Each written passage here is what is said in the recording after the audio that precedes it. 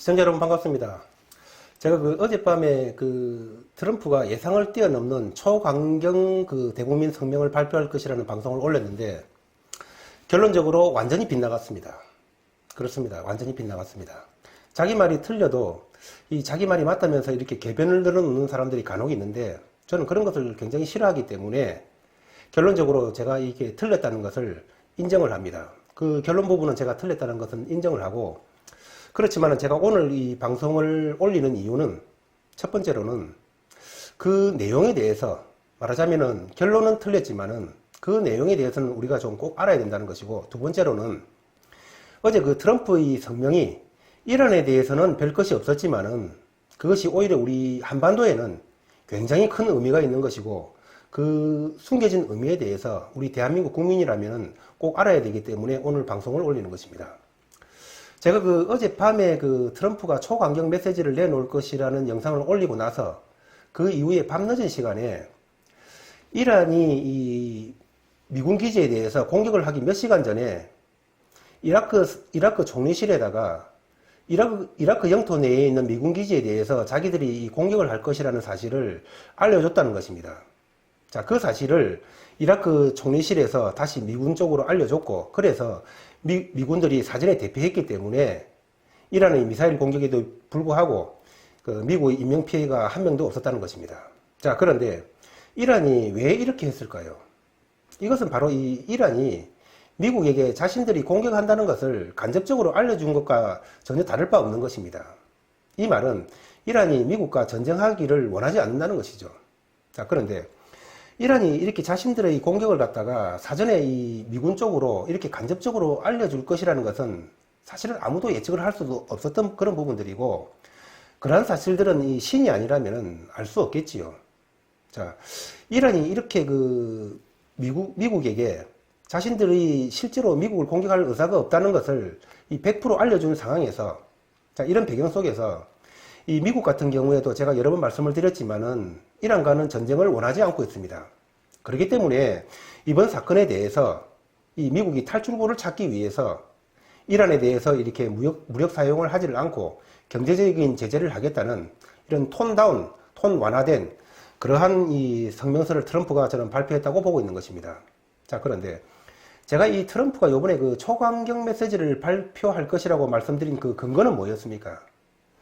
이러한 기사들이 나오기 이전에는 이란이 탄도미사일 수십 발을 공격을 해가지고 80여 명의 미국인이 사망했다는 것이 이 로이터를 비롯한 외신들의 그런 주류 기사였습니다. 자, 이 탄도미사일로 공격을 한다면은 알 아사드 공군기지 같은 경우에는 패트리엇 포대 같은 그런 방어망이 없었기 때문에 이 많은 사상자가 나오리라는 것은 합리적인 추론이었습니다. 그런데 탄도미사일로 공격을 해서 이렇게 많은 사상자가 나온다면은 그것은 사실은 이 전쟁 행위인 것입니다. 그렇기 때문에 이 트럼프가 초강경 메시지를 내놓지 않을 수가 없었다고 저는 보고 있었던 것입니다. 그런데 이 초강경 메시지를 내놓을 것이라고 예측을 한 제 예측에 대해서는 결론적으로는 틀린 것이지만은 그 과정에 있어서는 그렇게 과히 틀린 것은 아니라고 저는 개인적으로는 생각을 합니다. 자, 그런데 어떻든 그것보다는 이번에 트럼프의 성명에서 이 숨겨져 있는 그런 의미, 말하자면은 우리 한국인이면 꼭 알아야 되는 그런 의미에 대해서 저는 말씀을 좀 드리고자 합니다. 그것이 뭐냐면은 첫 번째로 이란이 미군 기지에 대해서 이 공격을 하기 몇 시간 전에 이 미국에게 간접적으로 알려줬다는 사실입니다. 그것은 실제로 이 이란이 미국을 공격할 의사가 없다는 것을 그 통보를 받음으로 인해 가지고 미국도 확실하게 알았을 것입니다.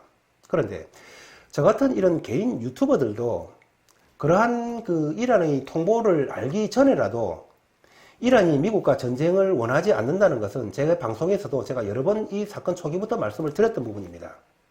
저 같은 이런 개인도 아는데 특히 이 미국 같은 정보망을 가진 이 초인류 국가가 이란이 자신들을 실제로 공격하지 않는다는 사실을 이렇게 간접적으로 알려줬는데도 불구하고 이란의 미사일 공격이 있고 난 이후에 B-52 6대를 왜 인도양에 있는 디에고 가르시아 섬에다가 전개를 했는가 하는 점입니다.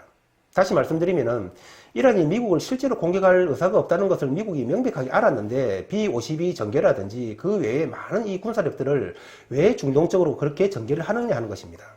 자, 이 부분에 대해서는 제가 이 중동 쪽으로 배치를 하는 미국의 군사력 같은 경우에는 두 가지 목적이 있는데, 그것은 첫 번째가 이 한반도를 겨냥한 것이다. 즉 말하자면 성동격서의 전법이라는 것을 제가 5월 10일자 영상으로 올린 바 있습니다. 다시 말씀드리면은 미국 본토에서 한반도로 이 군사력을 전개를 하려고 하면은 대략 한 13,000km 정도의 거리인데, 중동에서 이 한반도로 군사력을 전개한다면은 대략 한 6,000-7,000km 정도의 거리입니다.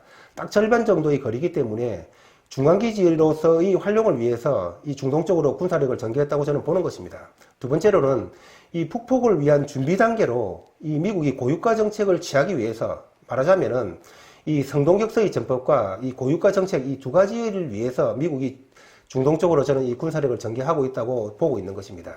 이 점에 대해서는 정말 우리가 한번 이 주목을 해야 된다고 저는 생각을 합니다. 두 번째로는 어제 그 트럼프의 대국민 성명서에서 이 첫 문장이 이란은 핵을 가질 수 없다는 것입니다. 그러면서 이 미국 같은 경우에는 지금 최대 산유국이기 때문에 에너지 자급자족을 이뤘기 때문에 더 이상 이 미국 정책의 우선순위가 중동이 아니라는 것을 명백하게 밝혔다는 점입니다. 그러면서 영국, 프랑스, 독일, 러시아하고 중국이 이란과의 새로운 핵 합의를 끌어내야 된다고 했습니다. 그러면서 이 중동 문제에 대해서는 이 나토가 좀 더 많은 관심을 가져야 된다고 이렇게 얘기를 했습니다. 이 말은 미국은 에너지 자급자족을 이루었기 때문에 더 이상 이 미국의 관심은 중동이 아니라 바로 이 핵이라는 것을 의미하는 것입니다. 그런데 그 정치라는 것이 무엇입니까? 바로 이 정치라는 것은 하나를 주면은 하나를 받는 것입니다. 그런데 트럼프의 어제 성명에서 본다면은 이 중동 문제 같은 경우에는 이 서방을 포함해 가지고 러시아, 중국에게 맡긴다고 했습니다. 말하자면 이 중동 문제를 러시아, 중국 쪽으로 넘긴다는 얘기죠. 그 말은 이 미국의 지금 최대 관심사가 핵이기 때문에 중동 문제는 중국, 러시아 쪽으로 넘길 테니까 이 핵 문제 부분에 대해서는 이 미국 쪽으로 넘겨달라는 그런 얘기죠. 주고받자는 그런 얘기라고 저는 보고 있는 것입니다. 자, 그런데 이 핵에 대해서 가장 시급한 국가가 어디인 것입니까? 그렇습니다. 바로 핵에 대해서 가장 시급한 국가는 북한인 것입니다. 미국으로서는 이 북핵을 제거하는 것이 가장 시급하고도 가장 중요한 문제인 것입니다. 이 점에 대해서는 오바마도 트럼프에게 지적을 한 바가 있는 것입니다. 자, 그런데 제가 좀 이 강조를 드리고 싶고 이 눈여겨보고 있는 점은 뭐냐면은, 제가 이 사건 초기에서도 제가 여러 번 말씀드렸지만은 이란은 그 미국과 전쟁할 의사가 없다는 것은 너무나도 명백한 사실입니다. 그런데 이런 이란이 왜 이 글로벌 호크를 격추를 시키고 이 가만히 있는 미군 기지에다가 로켓포 공격을 했느냐는 것입니다. 그것은 이 미국의 시선을 갖다가 중동으로 잡아둠으로 인해 가지고 북핵을 완성하기 위해서 이란과 북한이 협동작전을 펼치고 있는 것이라는 것입니다. 자, 한 달 뒤에 일어날지 몇 달 뒤에 일어날지 그것은 제가 정확하게 모르겠지만은 북폭이 너무나도 이 코앞에 다가와 있기 때문에 이란 북핵을 완성을 하기 위해서 이란과 북한이 협동작전을 펼치고 있는 것이라는 것입니다. 자, 그런데 일부 그 사람들 같은 경우에는 트럼프가 이 겁이 많아서 북폭을 하지 못한다. 트럼프가 이 장사꾼이기 때문에 돈을 밝히기 때문에 북폭을 하지 못한다. 이런 말들을 하고 있습니다. 자, 결론적으로 말씀드리면은 저는 그것은 이 너무나도 이 형편없는 생각이라는 말씀을 드립니다. 왜냐하면은 첫 번째 이 돈 문제에 대해서 제가 먼저 말씀을 드리겠습니다. 자, 이 북폭을 하게 되면은 어떻게 되는 것입니까? 북한에는 이 재건을 해야 되고 이 재개발을 해야 될 것입니다. 자, 그렇다면은 이런 북한을 전역을 재개발을 하는 그 재개발에 대한 이익은 어디로 가는 것입니까? 그 재개발 이익의 대부분은 아마 미국 쪽으로 넘어가게 될 것입니다. 그것이 장르냐는 것입니다. 그것이 제가 생각하기에는 아마 이 북폭의 비용을 초과하는 그런 어마어마한 이익이 될 것입니다. 자, 그리고 이 만약에 북폭을 하지 않는다면 어떻게 되는 것입니까? 그래서 북한의 핵이 완성이 된다면은 이 북한은 핵으로 위협을 해가지고 미국의 국익을 방해할 것은 너무나도 명백한 것입니다. 그렇다면은 이런 국익의 북한의 핵으로 인해서 방해받는 것이 돈으로 따진다면은 얼마가 되겠냐는 것입니다. 과연 이 눈에 보이는 돈만 돈이냐는 것입니다.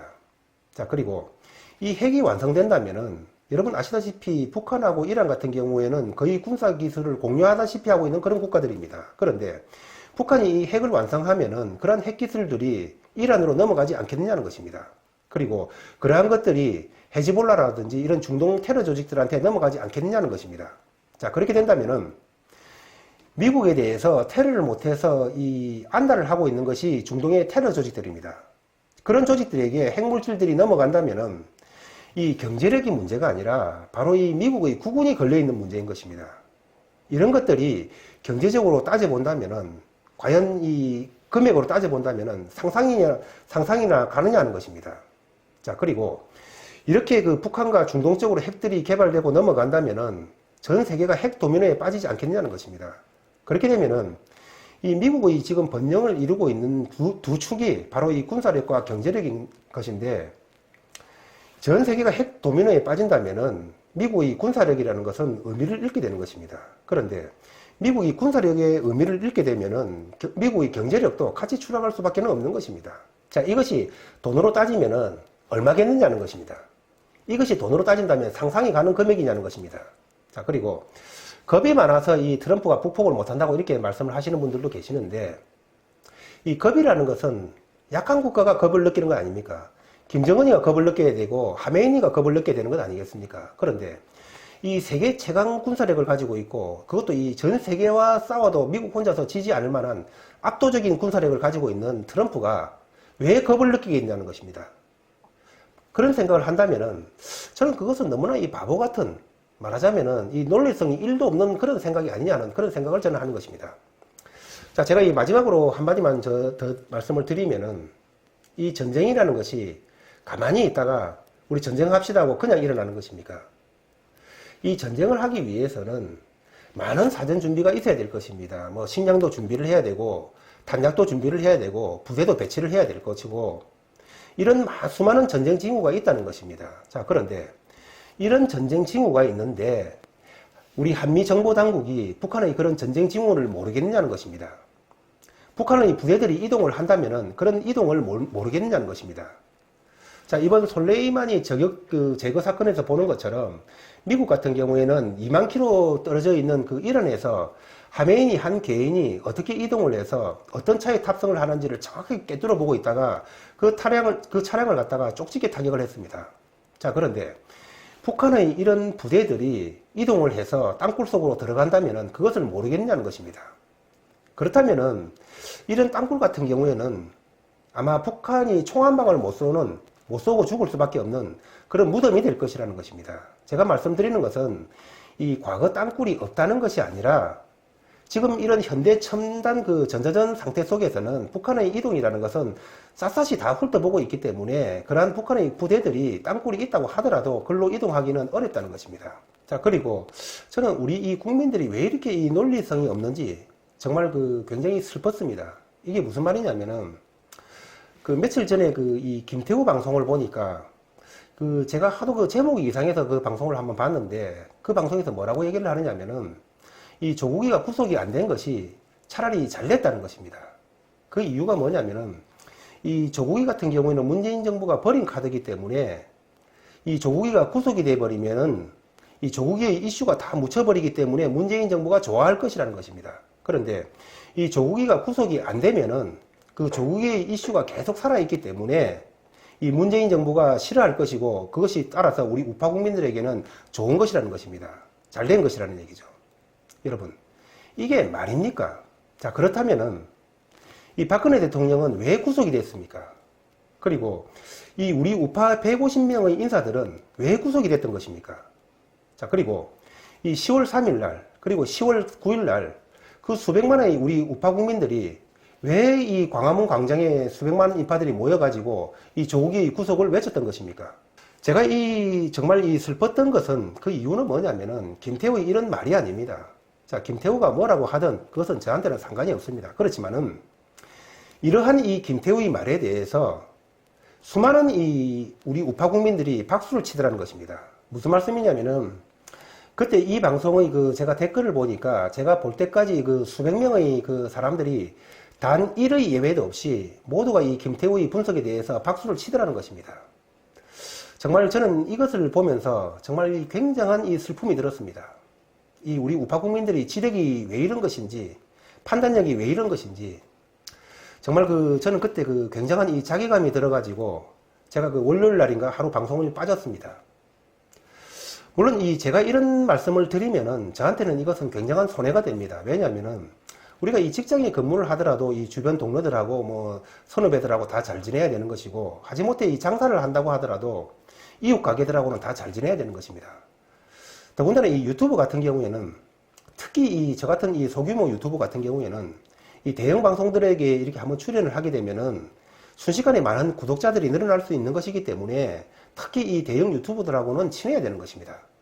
그리고 이 무엇보다도 이 우리 우파 국민들이 우파라고 생각하는 방송에 대해서 제가 이 비판을 한다면은 무엇보다도 이 시청자분들이 좋아하지 않습니다. 그렇기 때문에 이런 것은 저한테는 결정적으로 손해가 됩니다. 자, 그렇지만은 제 손해 여부를 떠나서 이런 것들은 이 조국의 구속에 대해서 이 물타기를 하는 것이고, 여태까지 우리가 이 우파 국민들이 분노를 느끼고 이 문재인 정부에 대해서 이 저항을, 불공정에 대해서 저항을 했던 것들에 대해서 이 찬물을 끼얹는 것이기 때문에 제 손해에도 불구하고 이 대한민국 국민들이, 우파들이 꼭 알아야 될 사실들이기 때문에, 우리 대한민국에는 꼭 필요한 부분들이기 때문에 제가 이 지적을 하는 것입니다. 이 점 우리 시청자 여러분들의 많은 이해가 있으시길 바라면서 오늘 방송을 마치도록 하겠습니다. 감사합니다.